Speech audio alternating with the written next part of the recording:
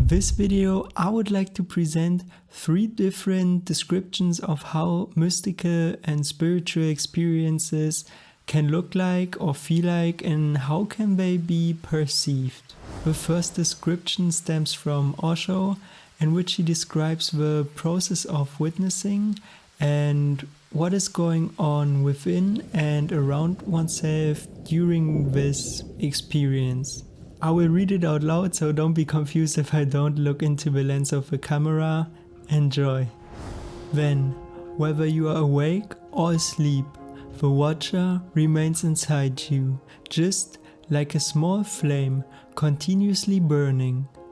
It watches your sleep, it watches your dreams, it watches everything. Finally, it watches your death too.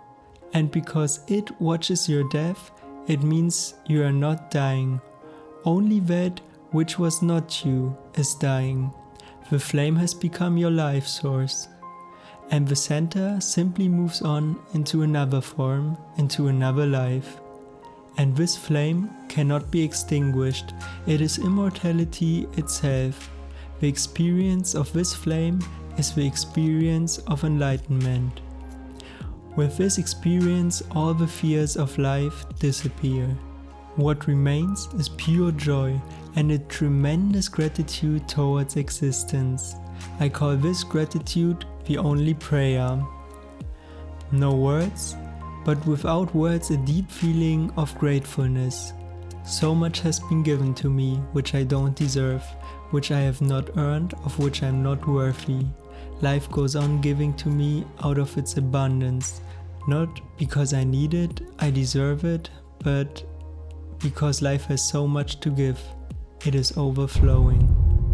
To me, those words feel like a blessing. Or what do you think? By the way, it doesn't matter whether you engage in any kind of spiritual practices or mindfulness. You should definitely pause this video and watch it for a second or third time, because it really takes some time to really get his message. Then it will become more clear. But let's move on to a more scientific explanation. When you talk about how the world is perceived, in psychology you talk about the process of sensation and perception. Sensation is the input about the physical world that we obtain by our sensory receptors, such as the sound of my voice that you are hearing right now. And perception is the process by which our brain tries to make sense of all this information, which can be selecting, organizing, and interpreting any kind of information. So first of all, there are sensations, and those sensations are perceived. And this is how we see the world. But now let's imagine that we could also see the world only within the range of sensation. Even if other scientists would say, yeah, this is not possible, let's just imagine it. Try to imagine seeing the things as they are. Looking at other people without those thoughts, such as he's too fat or too ugly. Looking at the spider without thinking that it's dangerous. It can be perceived by your eyes, ears, nose. However, they are only being sensed and lived, but not interpreted. Being in a state of mind in which there is no space for any kind of categorization and interpretation. Being in a state of mind in which everything seems quiet and clear. Okay, let's come to the last part, and these are my personal experiences that I've tried to put into words. For me personally, heightened states of consciousness feel like as everything ordinary becomes extraordinary.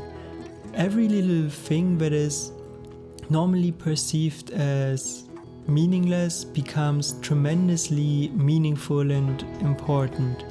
For instance, if you take a walk outside, every leaf, every flower is being sensed and lived to the fullest. Life itself becomes special and kind of mystical. You are simply overwhelmed, and I always wonder how I could miss out all those things before. Normally, when I was trying to be more conscious, always my attention was caught in the search for something higher, and everything that was perceived as being unimportant or being less meaningful was lowered. Hence, one cannot perceive the things the way they are. One always has this filter, this prejudice in his mind that things are less valuable. But this is a different topic. And this filter is always there, only the content is changing. And every time when I was looking through that filter, it was not real, not complete. But when I was aware of my environment, and I really mean aware and not only attentive, then this filter slowly started to disappear.